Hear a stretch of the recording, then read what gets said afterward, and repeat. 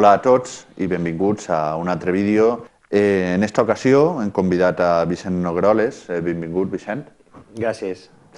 Vicent és el president de la Federació de Penyes de Bous al Carrer i anem a raonar en ell sobre la història i desenrotll de la festa i com se'n troba en l'actualitat. Bones, Vicent. Res, el primer, evidentment, seria parlar com hem arribat fins ací i, per tant, com se desenrotlla, com és el desenroll de la festa de Bous al Carrer en València. Bueno, jo penso que per arribar al camí que hem arribat, a la situació actual, una situació molt favorable per al festejo popular, per al festejo taurino popular, tan arraigat i tan inclusiu en la comunitat valenciana, n'hi ha un treball molt dur. Un treball molt dur de fa alrededor de 25 o 30 anys que naixeren les dues principals entitats que defengueren la festa d'una manera sèria, rigorosa i un poquet de la mà de l'administració. La Federació de Bous al Carrer va ser pionera en veure que l'avance de la societat, l'avance d'una nova forma d'entendre la festa en animals, tenia que estar tratada d'una manera especial. Tenia que fijar-se unes bases, tenia que marcar-se unes directrius i això és el que se va fer. Quan se marcaren aquestes directrius, el pas següent era que les penyes, els organitzadors dels festejos, els ajuntaments, aplicaren aquestes normes i aquestes directrius al seu festejo.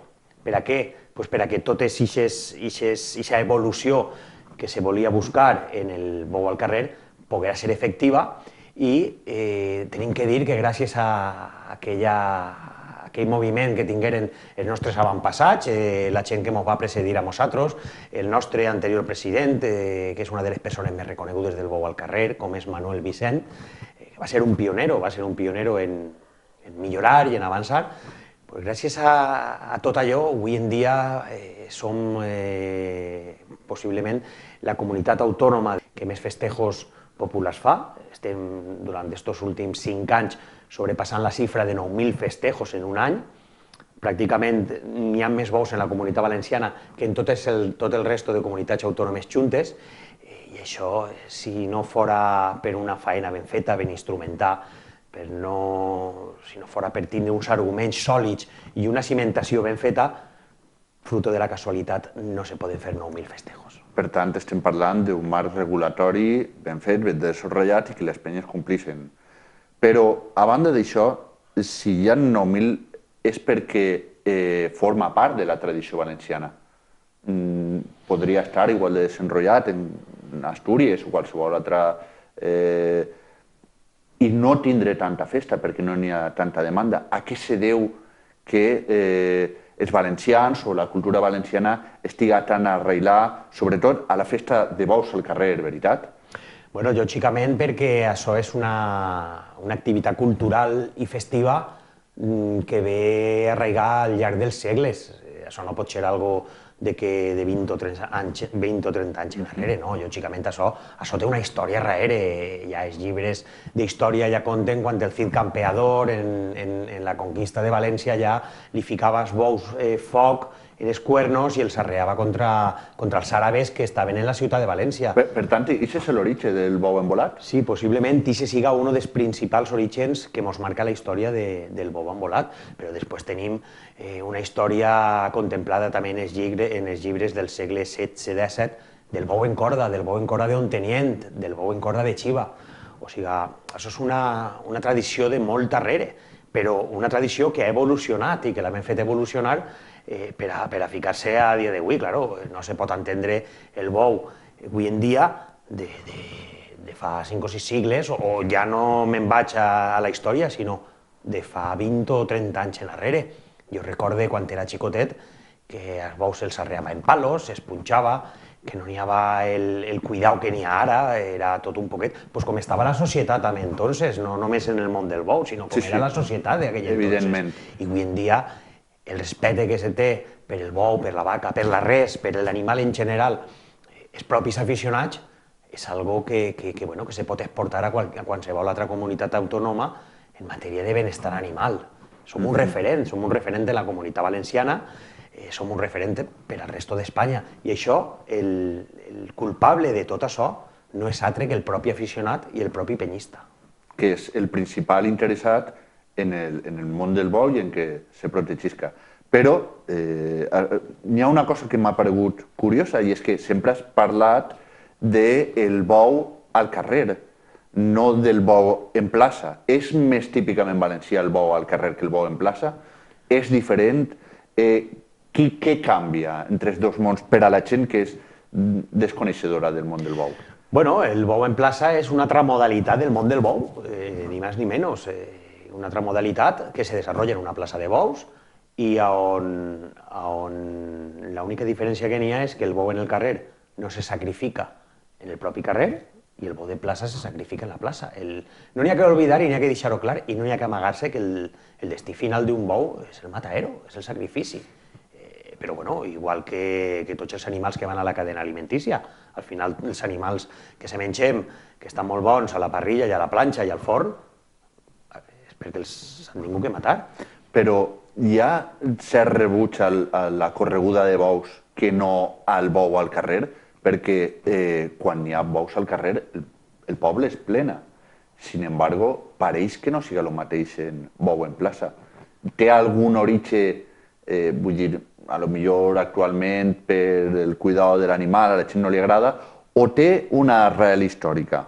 El bou de plaça té la mateixa arrel històrica que el bou al carrer. De fet, parlaríem que després de guerra, de la Guerra Civil Espanyola, per poder fer un festejo de bou al carrer, en el carrer, això s'amagava d'una manera burocràtica en una correguda de bous o en una novillà, on un torero, un aprendiz de torero, un novillero que volia ser figura del toreo, matava un novillo en una plaça portàtil del poble o en els carrers del poble i tapant d'aquesta manera el tràmit burocràtic després s'amollava un bou al carrer o s'envolava un bou. Per tant, les arrels històriques són les mateixes. Sí que és possible que n'hi hagi una sensibilitat diferent a l'hora de comprendre una manera de bou o l'altra.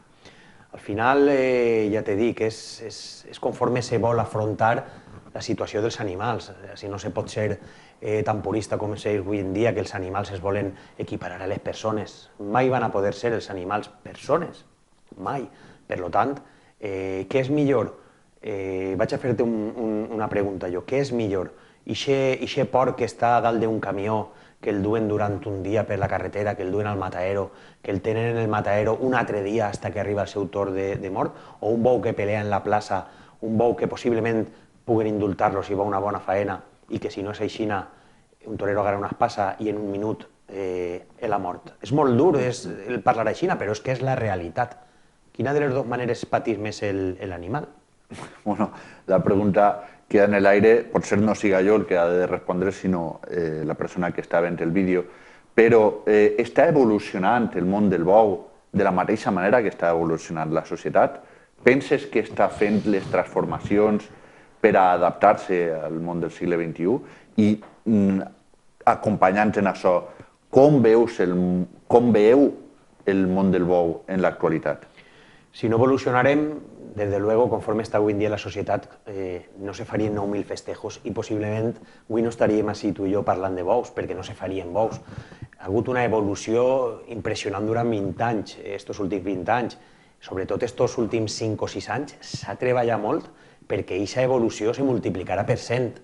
S'ha ficat al dia en benestar animal, en seguretat del participant i de les persones, en promoure l'activitat cultural que representa el món del bou, perquè al final això és una activitat cultural, no només és amollar un bou en el carrer, darrere d'això n'hi ha una activitat tremenda, n'hi ha un impacte econòmic que sustenta a moltes famílies el món del bou en la comunitat valenciana. Si tot això no hagués sigut una evolució constant, ja t'he dit, no estaríem avui així. El futur el tindran els propis aficionats. Som una activitat que s'autoregula. Econòmicament aportem a les arques de l'Estat i molt especialment a la comunitat valenciana molts diners. Ahir n'hi ha un estudi d'impacte econòmic realitzat per la Universitat de València, la Universitat Pública de València, no s'oblide, que ens llança unes xifres impressionants. Per tant, som economia. som ecologia. Totes les deesses, totes les finques on estan els bous, són paratges naturals que els propis ganaderos en aquestes finques cuiden i que aporten una estabilitat ecològica a la comunitat valenciana molt gran. Són festa. Qui me diga que no ha vist un poble valencià on no se celebra un festejo de bous al carrer i no estan els carrers a gom de gent, és que no ha participat ni ha vist un dia de bou al carrer. I són cultura. Les activitats culturals que se realitzen en torn al món del bou al carrer són palpables, són diàries. Ara mateix, durant la Fira de Falles, n'hi ha tota una programació cultural impressionant en torn al bou al carrer. Per tant, som una festa viva, som una festa en passat, en present i en molt de futur. Però has fet un comentari que m'ha paregut interessant perquè has parlat de pobles. Com està el marc jurídic actual? Qualsevol poble pot organitzar? En quines condicions? Explica-nos un poc, perquè no només jo, potser el televident, desconeix el marc jurídic actual de la festa. Bueno, n'hi ha un decret autonòmic per el que se regula tots els festejos de bous al carrer. N'hi ha una comissió consultiva que depèn d'aquest decret. Aquesta comissió consultiva té una funció i és la de enhebrar totes les normes, totes les regles, les millores. Quan ocorrís algo anormal, se trata en aquesta comissió consultiva i són la que fa regir les regles del bou al carrer. Un ajuntament sol·licita, o un organitzador d'un festejo, una penya, sol·licita a la Generalitat Valenciana la possibilitat de realitzar un festejo i si totes les normes que demana el decret estan presentades per part de l'organitzador i se respeten, automàticament la Generalitat Valenciana t'autoritza el festejo. De no ser que n'hi hagi algun alcalde, que és el màxim representant d'un poble, que no vulgui autoritzar la via pública. Això està ocorrent ara mateix en alguns pobles i només en unes modalitats, com pugui ser el bou embolat.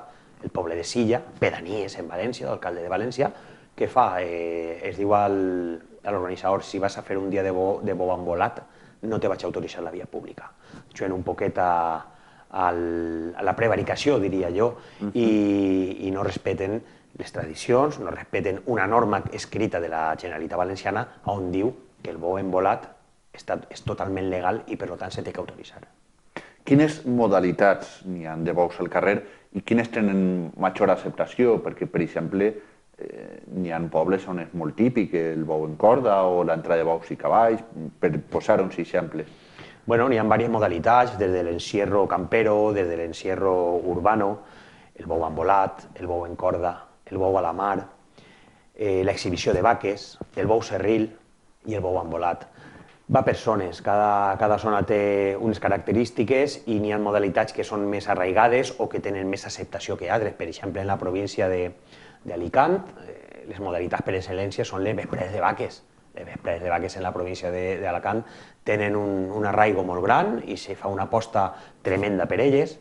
La província de València, sobretot la zona de l'Horta, és una zona de bou embolat. S'amolla el bou serril per les prats, s'amolla una vespradeta de vaques i el bou embolat és la marca de les províncies de l'Horta. I després, si anem un poquet més a la província de Castelló, la modalitat per excel·lència és el bou serril, amollar 1, 2, 3 bous serrils per la vespra. Moltes gràcies, Vicent, per haver respost a les nostres preguntes i per haver aclarit els dubtes de la nostra gent. I moltes gràcies a vosaltres i fins a l'altre programa.